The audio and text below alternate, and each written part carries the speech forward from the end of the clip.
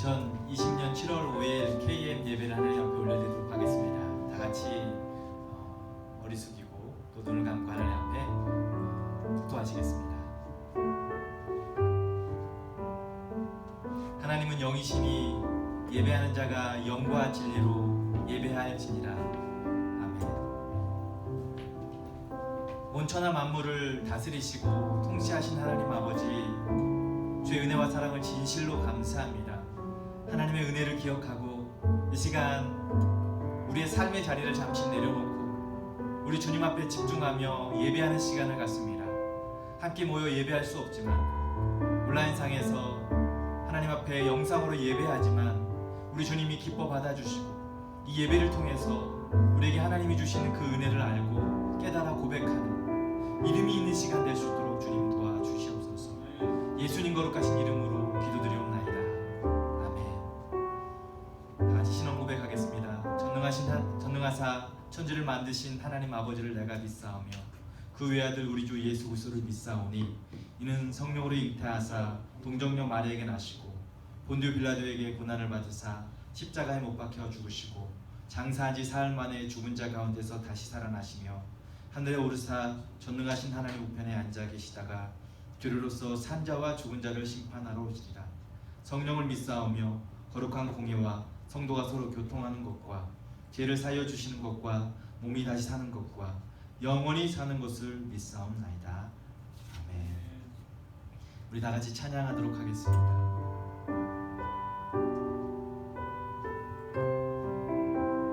이 모든 것이 주님의 은혜 찬양하도록 하겠습니다. 이 모든 것이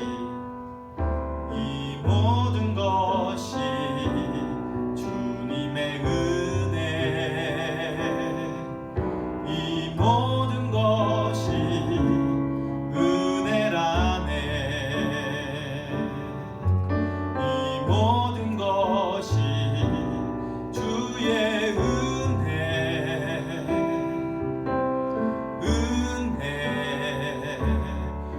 은혜라네. 이 모든 것이 주님의 은혜, 이 모든 것이 주님의 은혜, 이 모든 것이 은혜라네. 이 모든 것이 주의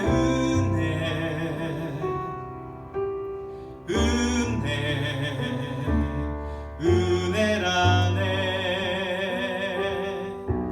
내가 가진 것들 중에 갖지 않은 것 하나도 없으니 오직 주님의 은혜라. 이 은혜를 깨달음도 모두 주님께 있으니 모든 것이 주님의 선물. 이 모든 것이 주님의 은혜, 이 모든 것이 은혜라네. 이 모든 것이 주의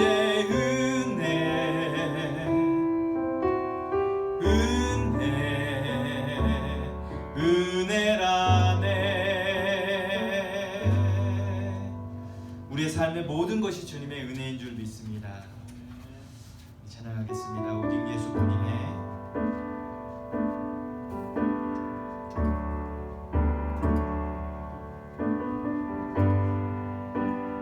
은혜 아니면 살아갈 수 없네. 은혜 아니면 살아갈 수가 없네. 고음마저도 다 주의 것이니 세상 평안과 위로 내게 없어도 오직 예수뿐이네. 은혜 아니면 살아갈 수 없네.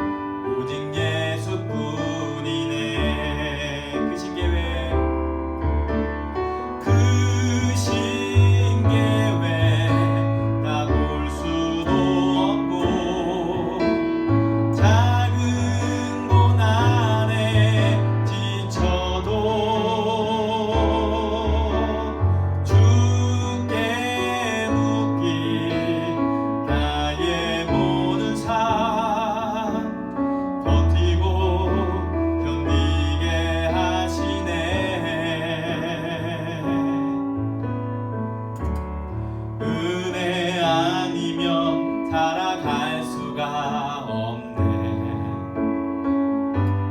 나의 모든 것 다 주께 맡기니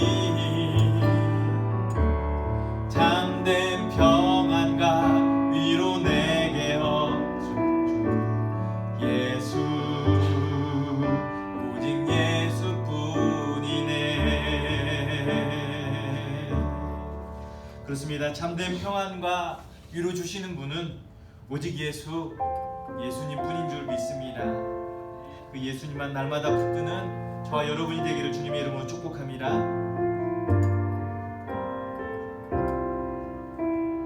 세상 흔들리고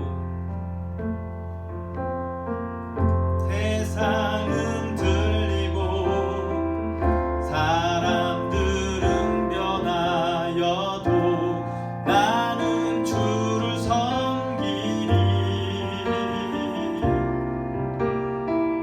주님의 사랑은 영원히 변하지 않네.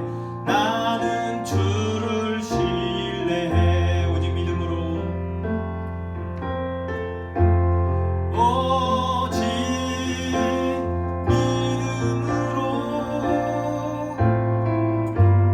믿음으로 내가 살리라. 오직 믿음으로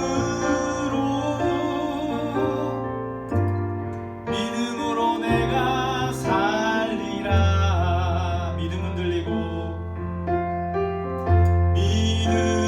들리고 사람들 주를 떠나도 나는 주를 섬기리. 주님의 나라는 영원히 쇠하지 않네. 나는 주를 신뢰해. 오직 믿음으로, 오직 믿음으로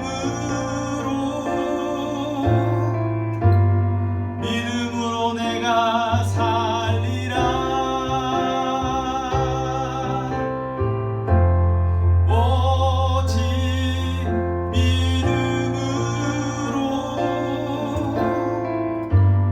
믿음으로 내가 살리라. 오직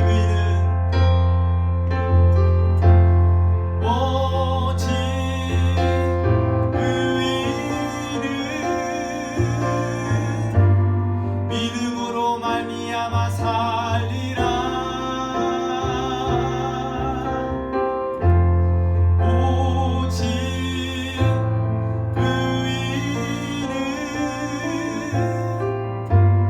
믿음으로 말미암아 살리라. 아멘. 세상 흔들리고 사람들 변해도, 믿음 흔들리고 사람들 주를 떠나도 우리는 날마다 주님만을 섬기는, 오직 믿음으로만 살아가는 저와 여러분이 되기를 주님의 이름으로 다시 한번 축복합니다. 이 시간 우리를 대표해서 박형수 선생님께서 기도하시겠습니다. 기도하겠습니다.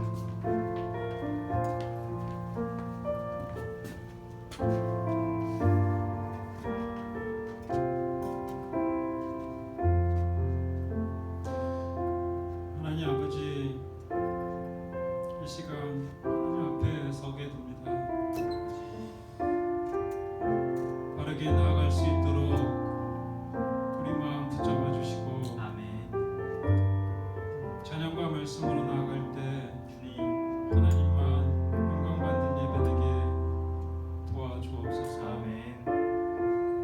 지난주 우리 하나님 보시기에 부끄러운 행동과 말, 그리고 게으른 습관 속에 살았다면 주님, 회개하는 시간 되게 하시고, 아멘. 하나님의 능력으로 그 변화가 삶과 자녀들의 마음에 역사하여 주시길 간구드립니다. 아멘. 하나님, 장기간 비대면 예배와 그 속에 삶을 살아가는 자녀들이 주님, 키가 자라듯 믿음도 자라나가도록 성령님 도와주옵소서. 아멘. 구하기는 우리 자녀들이 하나님을 알아가는 것에 하나 되게 하시어 아멘. 주님. 그 마음에 믿음이 뿌리가 내리고 주여. 말씀으로 영양분이 잘 공급되어져서 주님. 각 자녀들에게 계획하신 길로 인도되어 아버지. 그 은혜의 풍성함을 경험하는 자녀들로 인도하여 주시옵소서. 아멘. 자녀들이 기도함에 따라 주여. 공부하는 것에 이해할 수 있는 능력이 더하여 주시고 아멘. 꼭 해야 할 일에 생각이 분산되지 않고 주여. 집중할 수 있도록 힘 주시길 간구드립니다. 아멘.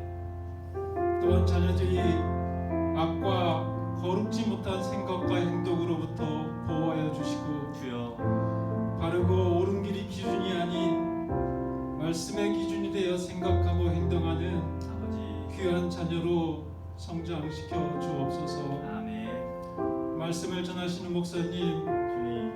이곳에서 맡겨주신 길을 하나님만 바라며 묵묵히 동행할 때 아버지. 사역의 열매를 누리며 기뻐하게 하시고 아멘.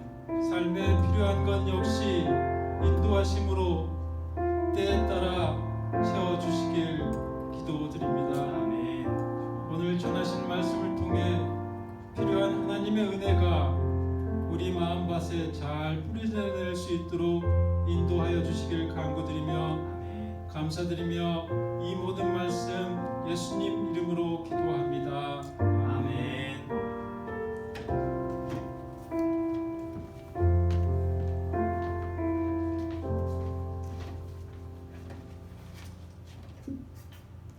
이제 하나님 말씀 보도록 하겠습니다. 여러분 가정에서 여러분 가지고 있는 성경을 펴시고요. 구약 성경 다니엘서 1장 8절 9절 말씀을 같이 읽도록 하겠습니다.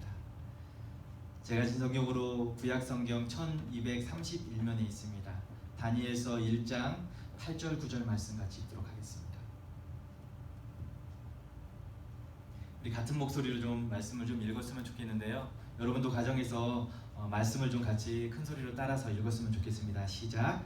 다니엘은 뜻을 정하여 왕의 음식과 그가 마시는 포도주로 자기를 더럽히지 아니하리라 하고 자기를 더럽히지 아니하도록 환관장에게 구하니 하나님이 다니엘로 하여금 환관장에게 은혜와 긍휼을 얻게 하신지라. 아멘. 우리 잠깐 기도하도록 하겠습니다. 하나님, 이 시간 주님의 말씀 듣기 원합니다. 이 시간 성령님께서 우리의 마음에 찾아오셔서 말씀하여 주시고 이 말씀을 들을 때에 깨닫는 지혜가 함께 하기를 간절히 원합니다. 특별히 부족한 종을 세우셨습니다. 하나님, 모든 연약한 것 다 주의 십자가에 가려주시고 주의 능력만을 이 시간 허락하여 주셔서 말씀의 권세와 능력 있게 하시고 생명 있게 하여 주셔서 이 말씀 따라 은혜로 살아가는 저희 모두가 되도록 도와주시옵소서. 하나님 아버지, 이 말씀을 통해서 위로가 필요한 자가 위로받게 하시고 또 다시금 마음에 믿음으로 세워져야 할 자들이 믿음으로 세워지는 시간이 되게 하시고 주님을 알지 못하던 자들이 주님을 만나게 되는 시간이 될 수 있도록 우리 주님이 인도하여 주옵소서. 주님께 온전히 의탁하옵고 예수님의 이름으로 기도드리옵나이다. 아멘. 오늘 다니엘서 말씀을 가지고요, 슬기로운 신앙생활 2탄 은혜와 긍휼을 얻게 하심이라는 제목으로 말씀을 좀 나누려고 합니다. 여러분, 지난 시간에 우리는 슬기로운 신앙생활이라는 제목으로 말씀을 나누었습니다. 마태복음 25장에 나오는 10처녀 비유를 통해서 5처녀가 기름과 등을 준비해서 신랑이 왔을 때 신랑을 맞이하러 나아가 혼인잔치에 참여할 수 있었던 것처럼 우리는 주님의 오심을 슬기롭게 준비하는 그리고 기다리는 자가 되어야 한다는 말씀을 드렸습니다. 신랑 되시는 주님께서 언제 오실지 우리는 알 수 없습니다. 하지만 곧 오실 주님을 기다리고 깨어있는 신앙생활, 그것이 슬기로운 신앙생활로 나아가야 함을 이야기를 드렸어요. 코로나 바이러스로 인해서 활력도 잃었고 그리고 위축되었고 반복된 일상 가운데 지치고 무료해진 그 생활 가운데 우리가 살아가지만 더욱이 이런 상황이 길어지면서 해이해진 우리의 생활, 일상생활이 있겠지만 신앙생활로 인해서 똑같이 게으러지는 그런 일이 없기를 우리가 좀 깨어있는 신앙으로 슬기로운 다섯 처녀처럼 그렇게 준비할 수 있는 모습이 되어져야 하겠다라는 것을 지난주에 말씀드렸어요. 여러분 어떤 모습으로 이 한 주간을 살아왔습니까? 한 주간 다시 한번 또 믿음으로 이렇게 깨어있는 슬기로운 하나님의 자녀들로 살아갈 수 있었으면 좋겠고요. 오늘 말씀을 가지고 다니엘 본문을 가지고 믿음 안에서의 우리의 정체성과 그리고 세상 가운데서 우리에게 베풀어지는 그 하나님의 은혜와 긍휼이 무엇인지를 좀 우리가 좀 가지며 좀 말씀을 좀 나눌 수 있는 시간이 되어졌으면 좋겠습니다. 여러분 다니엘이라는 인물을 우리가 잘 알고 있습니다. 익숙한 인물이죠. 바벨론 왕국의 포로로 끌려간 소년이지만 앞으로 바벨론 왕국에서 어떠한 모습으로 살아갔는지를 우리가 많이 들어서 알고 있습니다. 유대 사람으로 바벨론의 포로로 끌려간 이 소년 중에서 왕족과 귀족 중의 일부가 바벨론 왕국의 왕을 위해서 일하는 사람으로 택함을 받고 거기서 학문을 배우고 그리고 그들에게 제공되어지는 왕의 음식과 의복은 너무도 풍성하였습니다. 그곳에서 얼마든지 그들은 귀하게 자라갈 수 있었습니다. 이때 다니엘은 나이가 대략 한 20살 나이로 바벨론 왕국에 끌려갔다라고 알고 있습니다. 왕이 제공하는 것들을 그는 얼마든지 받을 수 있었지만 신앙을 지키기 위해서 그는 위기를 만났고 그리고 결국에는 또 사자굴에 던져지기까지 한 인물로 우리는 알고 있어요. 오늘 본문의 앞부분에서 이러한 일련의 과정들을 이렇게 서술하고 있어요. 1장부터 우리 읽지 않았지만 말씀을 천천히 한번 읽어보세요. 1장 1절부터 5절까지 말씀을 제가 한번 읽을 텐데 여러분도 성경 말씀을 좀 한번 눈으로 한번 읽어보시고 또 소리내어 따라 읽어도 좋습니다. 1절부터 말씀해 보니까 유다와 여호야김이 다스린 지 3년이 되는 해에 바벨론 왕 느부갓네살이 예루살렘에 이르러 성을 에워쌌더니 바로 바벨론을 포로로 이렇게 성을 둘러쌌다라는 거죠. 주께서 유다 왕 여호야김과 하나님의 전 그릇 얼마를 그의 손에 넘기셨다라고 했어요. 그가 그것을 가지고 신할 땅 자기 신들의 신전에 가져다가 그 신들의 보물 창고에 두었다. 그러니까 바벨론으로 유대의 귀한 것들 그것들을 가지고 가 그 신전 앞에 그것들을 보물 창고에 쌓아뒀다는 거죠. 왕이 환관장 아수브나스에게 말하여 이스라엘 자손 중에서 왕족과 귀족 중 사람 곧 흠이 없고 용모가 아름다우며 모든 지혜를 통찰하며 지식에 통달하며 학문에 익숙하여 왕궁에 설만한 소년을 데려오게 하였고 그들에게 갈대아 사람의 학문과 언어를 가르치게 하였다라고 성경은 기록합니다. 이렇게 해서 다니엘은 그 바벨론 왕국의 소년으로서 끌려가게 되고 그곳에서의 바벨론의 학문을 배우게 됩니다. 오전에 말씀해 보니까 또 왕이 지정하여 그들에게 왕의 음식과 그가 마시는 포도주에서 날마다 쓸 것을 주어 3년을 기르게 하였으니 그 후에 그들은 왕 앞에 서게 될 것이다 라고 이야기했습니다. 말씀에서 보여주듯이 다니엘은 왕족이나 귀족 중에 속한 인물로서 대략 20살이 되었을 때 바벨론 느부갓네살에게 예루살렘에서 바벨론으로 포로로 잡혀가게 되었습니다. 그때 다니엘은 어린 나이였지만 그 나이에 걸맞지 않게 성숙했고 지혜로웠고 모든 일에 뛰어나 학문에도 탁월했다라고 그들은 보았던 거예요. 이렇게 유다에서 포로로 잡혀간 소년 중에 소위 말하는 엘리트 가문의 애들을 모두 모아서 바벨론의 학문을 익히게 한 이유가 무엇입니까? 5절 말씀해 보니까 5절 말씀의 뒷부분에 왕 앞에 서게 될 자라고 이야기하고 있어요. 그들을 그렇게 교육하고 그들을 그렇게 채택한 이유는 왕 앞에 서게 하기 위한 거라고 합니다. 왕 앞에 서게 된다는 것은 왕의 측근에 두고 바벨론 제국을 위한 인물로 세우기 위한 것이죠. 이미 이들은 이스라엘에서 괜찮은 가문에 학문과 지혜가 용모가 뛰어난 사람들이었어요. 거기에 더해서 바벨론의 학문까지 익히게 된다면 그들은 엘리트 중에 엘리트가 되는 거예요. 소위 이야기하는 엘리트 코스를 밟고 유학파가 되어서 이제 앞으로 바벨론 제국의 왕을 도와 나라를 다스리는 인물로 서게 될 자들이라는 거죠. 그래서 바벨론의 왕국에서 돈과 음식을 모두 제공해서 공부할 기회를 준 것입니다. 하지만 다니엘은 이처럼 바벨론 왕이 제공하는 음식과 포도주를 거부합니다. 8절 말씀에 보니까 다니엘은 이렇게 기록하고 있습니다. 다니엘은 뜻을 정하여 왕의 음식과 그가 마시는 포도주를 자기를 더럽히지 아니하리라 하고 자기를 더럽히지 아니하도록 환관장에게 그가 구했다라고 성경은 기록하고 있습니다. 다니엘은 자신이 왕의 음식과 그가 마시는 포도주로 자신을 더럽히지 않겠다라는 결심을 한 것이죠. 무엇 때문에 왕의 음식과 왕이 마시는 포도주를 거부했을까요? 그것은 바로 그의 신앙 양심, 바로 신앙을 지키기 위한 것이었어요.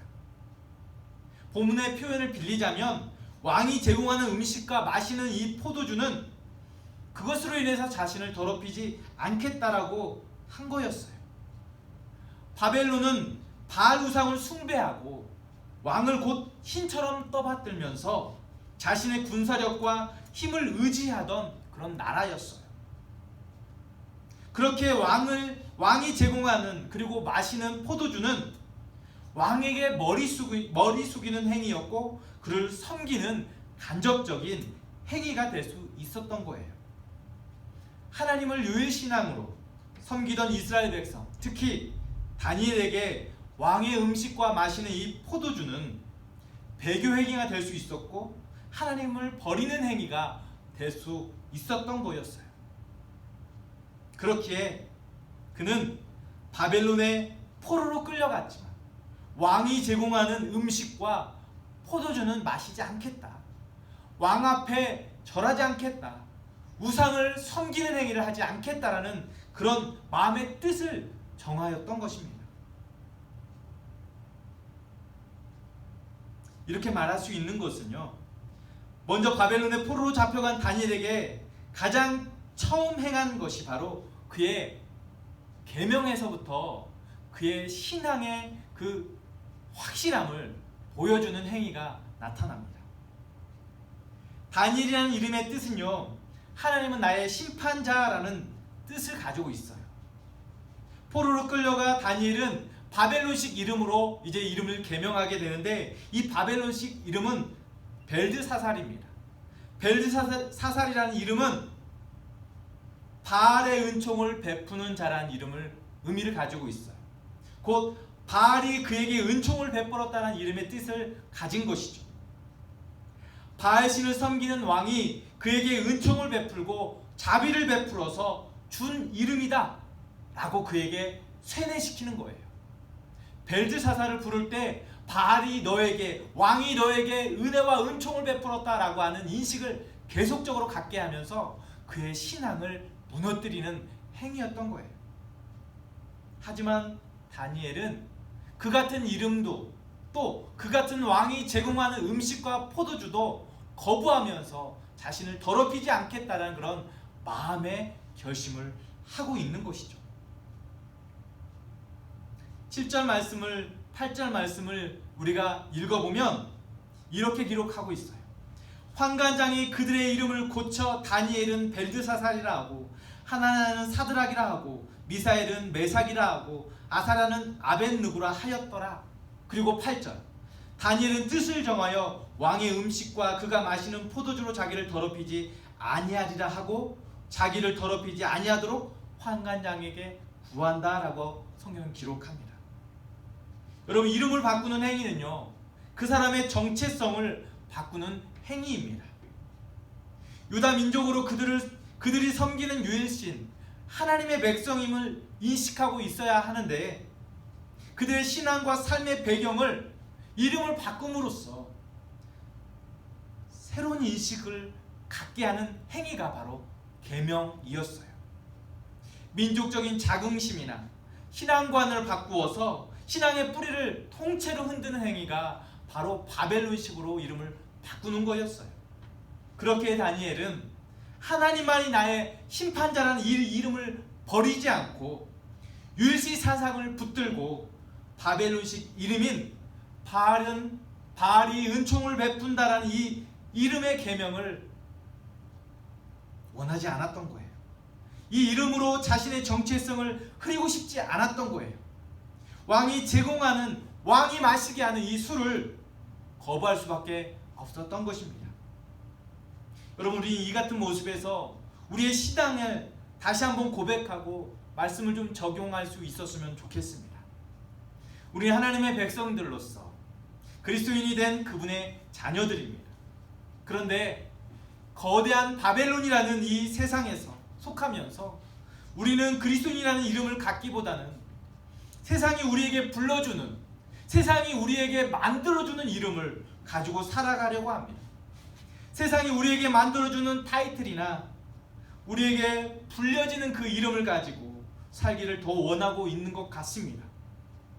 세상에서 우리를 사장님으로, 회장님으로, 그리고 때로는 교수님으로, 때로는 닥터로, 기타 여러 이름들로 우리에게 지위를 주고 이름을 주고 그 이름에 옷을 입혀줬을 때 우리는 그것을 자신의 정체성인 것처럼 자신의 정체성을 가리고 그 옷을 입고 살아가려 합니다. 세상에 주는 타이틀을 앞세워서 자신이 그리스도인이라는 이 생각을 잊어버리고 하나님의 자녀라는 인식을 잊어버리고 높여 부르는 이 세상적 타이틀을 얻기 위해서 그 타이틀을 얻어 우쭐거리면서 그것이 주는 여러 혜택에 본연의 모습을 잃어가거나 신앙을 버리는 일들이 있는 것들을 많이 봅니다. 그것을 얻기 위해서 우리가 지금도 살아가고 있는지 모릅니다. 여러분, 하지만 우리는 그리스도인입니다. 그리스도인으로서 우리는 살아감에 있어서 가장 중요한 것은 세상의 타이틀이나 세상이 제공해주고 만들어주는 그런 어떤 지위나 권력이나 힘에 의해서 살아가는 자들이 결코 아니라는 것을 기억해야 합니다. 하나님을 믿는 신앙 안에서 그분의 말씀을 따라 살아가는, 그래서 하나님께만 영광 올려드리는 삶을 살아가면 되는 자들입니다. 어떠한 세상의 타이틀을 가지고 있느냐가 그리 중요하지 않다라는 것입니다.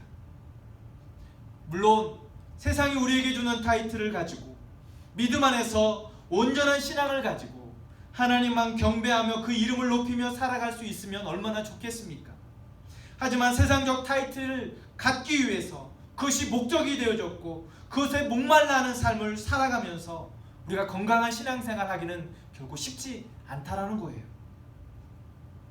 더 나아가서 본문은 포로로 끌려간 소년들이 왕의 음식과 포도주뿐만 아니라 바벨론식 학문을 익히게 하는 이유를 왕 앞에서 세우려 한다라고 기록하고 있어요.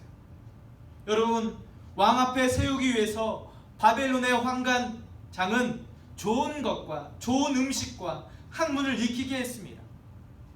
그래야만 왕 앞에 서게 될 때에 부족해 보이지도 않고 또 최고의 모습으로 최고의 실력으로 서게 하기 위해 서였다라는 거죠. 우린 여기서 한 가지 생각해 봐야 할 것이 있습니다. 세상적 관점에서는 왕 앞에 설 때에도 그저 그런 사람, 덜 떨어진 사람, 그런 모습으로, 꾸질꾸질한 모습으로 왕 앞에 더럽혀진 모습으로 세울 수 없었어요. 그렇다면 왕 앞에서도 그러한 모습으로 설 수 없는데 만왕의 왕 대신 하나님 앞에 선 우리는, 하나님의 자녀된 우리의 모습은 어떠해야 할까요? 여러분, 이 말씀에서 우리는 지금 내가 누구 앞에 서 있는지를 늘 인식하고 생각하며 살아야 할 것입니다. 이것은 자신의 정체성과도 관련되어지고 또한 내가 어떤 존재로 만왕의 왕 앞에 설 것인지 어떤 마음가짐을 가지며 살아야 하는지를 생각해 보게 한다는 거예요. 바벨론 왕 앞에 더럽혀진 채 설 수 없듯이 세상의 심판자요 만왕의 왕 되신 주님 앞에 서게 될 우리의 모습은 어떠해야 할까요? 모든 부끄러움이나 더럽혀진 모습으로 왕 앞에 설 수 없지 않겠습니까? 포로로 끌려간 유다 민족 중에서, 왕족과 귀족 중에서 용모와 학식과 지식이 뛰어난 사람을 뽑았던 것처럼 우리의 삶에서 가장 멋지고 아름다운 모습으로 실력과 신앙적 성숙함과 지혜를 가지고 주님 앞에 설 수 있는 그런 사람들로 부지런히 우리의 삶의 학문을 연구하고 노력하고 신앙을 더 성숙시켜 나아갈 수 있는 그런 모습으로 왕 앞에 서는 자들이 되어져야 할 줄 믿습니다. 세상적 기준으로 뛰어난 용모와 학식과 지식을 말하는 것이 아니라 믿음 안에서 신앙의 모습과 성숙함을 가지고 세상의 지혜를 뛰어넘는 주님의 그 말씀, 지혜를 가진 자로 주님 앞에 설 수 있는 저와 여러분이 되기를 부탁드립니다. 또 한 가지는 우리가 생각해보고 지혜를 가져야 할 부분은요, 다니엘은 유다 땅에서 바벨론 땅으로 포로로 끌려갔다고 우리는 성경 말씀을 통해서 봅니다.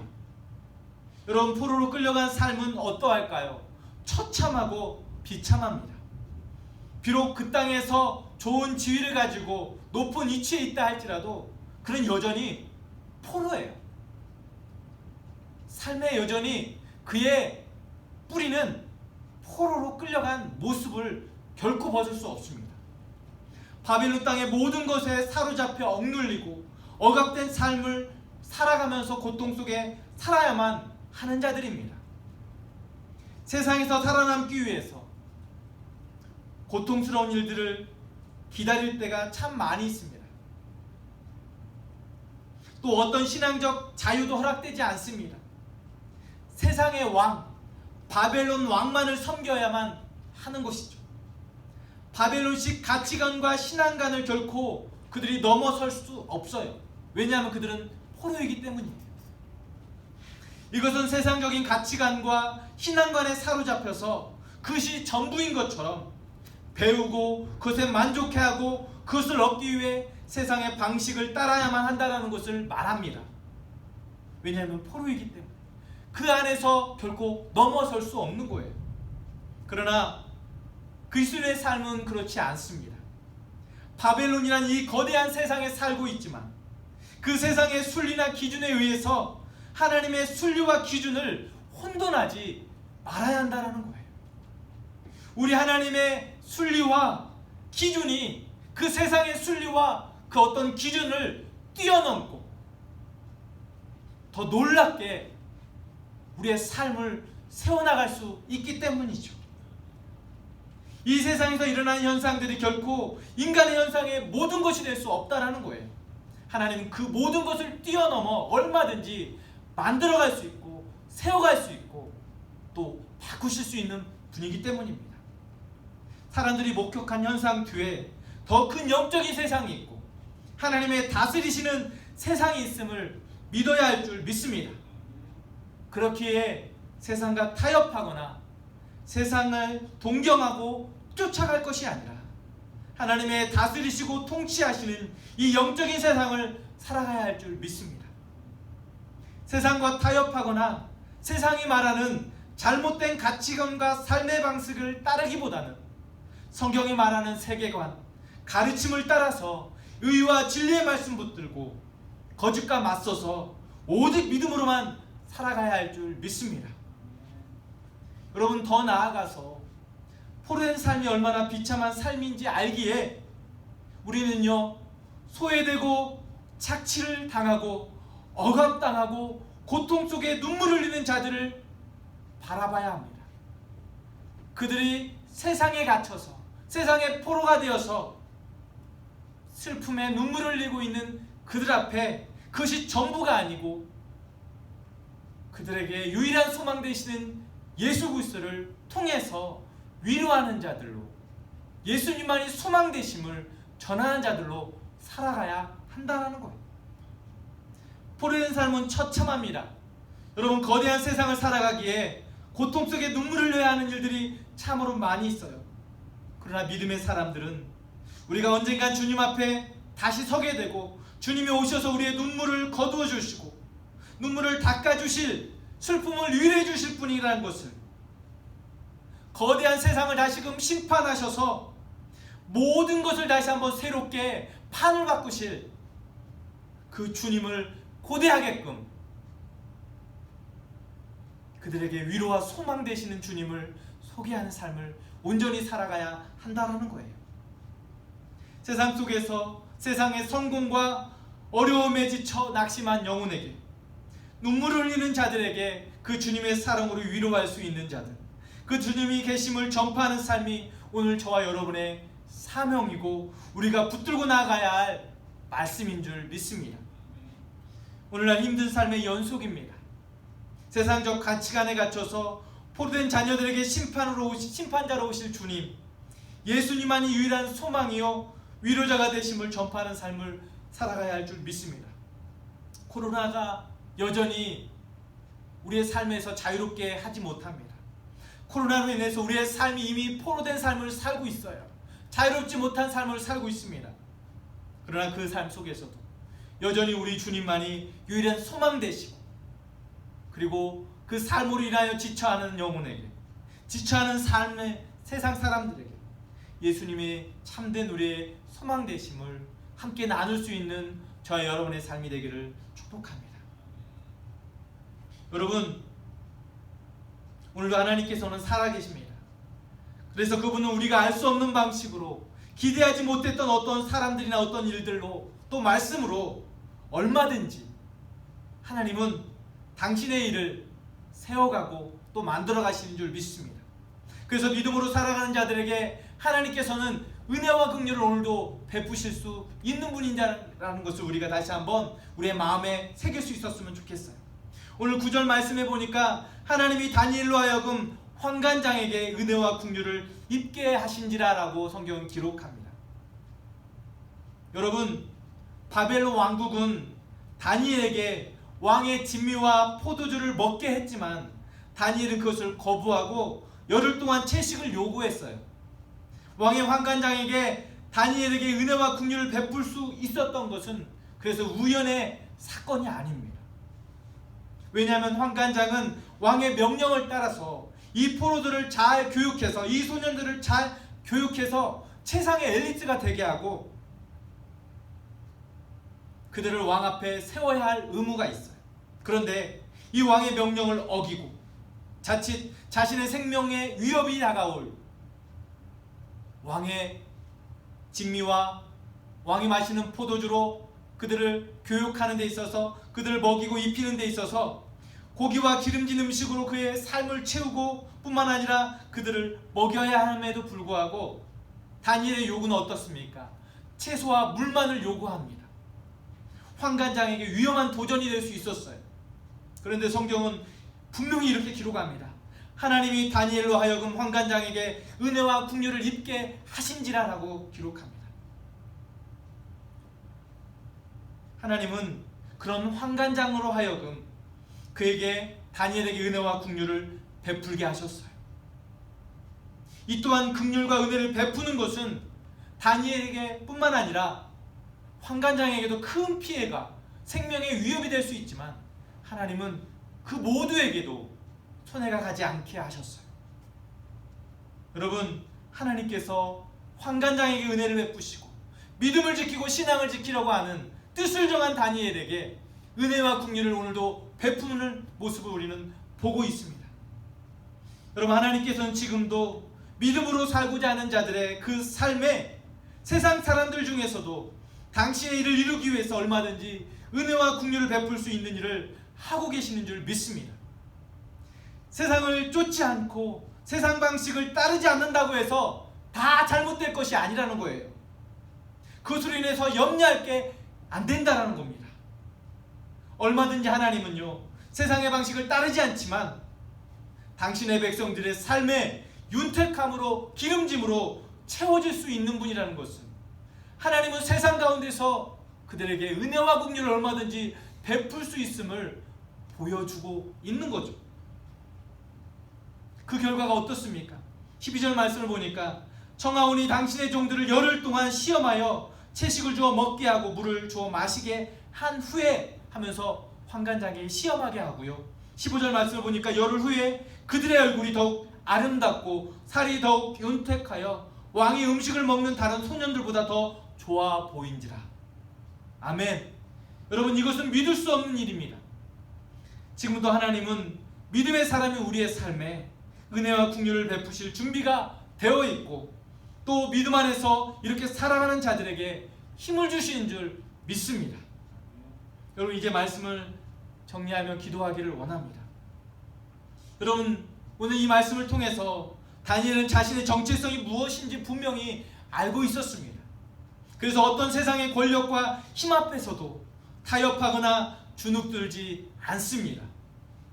환관장이 소년들을 왕의 방식으로 교육하는 목적은 왕 앞에 세우고자 한다고 했었습니다. 우리의 삶은 항상 왕 앞에 설 것을 염두에 두고 신앙의 성숙함과 세상의 지혜를 뛰어넘는 이 말씀의 지혜를 가진 자로 살면서 주님 오실 그날을 우리는 고대하고 주님 앞에 선단한 의식을 가지고 살아가야 할 줄 믿습니다. 또한 포로로 끌려간 이 세상 속에서, 포로로 사로잡힌 이 세상 속에서 세상에 포로된 자들을 위로하고 예수님만이 유일한 소망이요 위로자 되심을 전하면서 믿음 안에서 뜻을 정한 다니엘처럼 날마다 주님 붙들고 살아가는 저와 여러분이 되기를 축복합니다. 절대로 세상 방식이나 세상의 위협 앞에 흔들리지 말기를 부탁드립니다. 우리가 믿는 주님은 믿음으로 사는 자들의 삶에 오늘도 은혜와 긍휼을 얼마든지 베풀 수 있는 그런 준비가 되어 계십니다. 다시금 믿음의 온맵시를 다시 한번 가다듬고 믿음의 결단을 가진 삶을 다시 한번 우리가 살아가기를 주님의 이름으로 축복합니다. 그런 결심과 각오를 이 시간 다시 한번 하면서 이 한 주간 또 주님 오실 그날까지 믿음으로 우리에게 맡겨진 삶, 세상 가운데 포로되지 않고 주님 말씀 붙들고 주님의 말씀으로 세상을 위로하고 소망 붙드는 삶을 살아가는 저와 여러분이 되기를, 슬기로운 그런 신앙생활하는 저와 여러분이 되기를 간절히 부탁드립니다. 기도하겠습니다. 하나님 아버지, 이 시간 주님의 은혜를 간절히 간구합니다. 여전히 저희들은 세상 가운데 살아가고 세상에 포로된 삶을 살아가는 것 같이 있습니다. 그러나 주님, 다니엘의 모습을 통해서 다시 한번 우리의 신앙을 다시 한번 다잡습니다. 세상에 타협하지 않고 세상에 굴하지 않고 세상이 제공하는 것들에 우리의 삶의 신앙을 타협하는 모습이 아니라 믿음을 지키고 유일한 우리의 소망 되시고 위로자 되신 그 주님만을 붙드는 그런 모습 되게 하여 주시옵소서.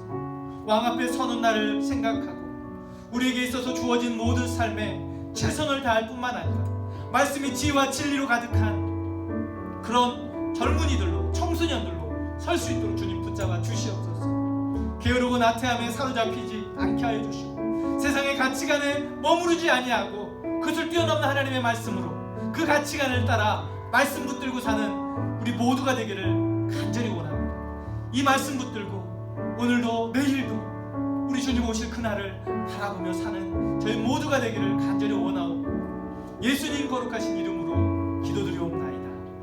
아멘. 하늘에 계신 우리 아버지여, 이름이 거룩히 여김을 받으시오며 나라가 임하시오며 뜻이 하늘에서 이루어진 것 같이 땅에서도 이루어지이다. 오늘 우리에게 일용할 양식을 주시옵고 우리가 우리에게 죄 지은 자를 사하여 준 것 같이 우리에게를 사하여 주시옵고 우리를 시험에 들게 하지 마시옵고 다만 악에서 구하시옵소서. 대개 나라와 권세와 영광이 아버지께 영원히 있사옵나이다. 아멘. 아멘. 이제 예배를 마쳤습니다. 오늘도 예배 자리에 나와서 그리고 또 인터넷상으로 하나님 전에 나온 모습으로 또 하나님 앞에 예배하는 모든 하나님의 백성들에게 주님의 이름으로 환영하고 또 축복합니다.